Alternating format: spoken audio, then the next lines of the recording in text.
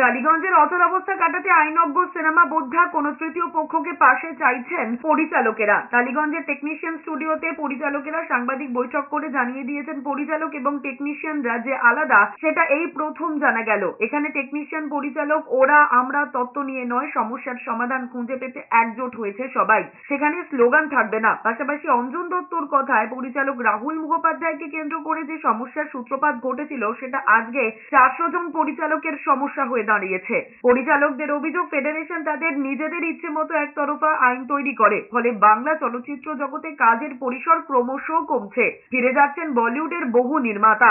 সমস্যা এমন পর্যায়ে পৌঁছেছে যে কোনো সমাধানের পথ দেখা যাচ্ছে না। তাই পরিচালকেরা চাইছেন নিরপেক্ষ তৃতীয় পক্ষের হস্তক্ষেপ। অবিলম্বে সমস্যার সমাধান চাইছেন পরিচালকেরা।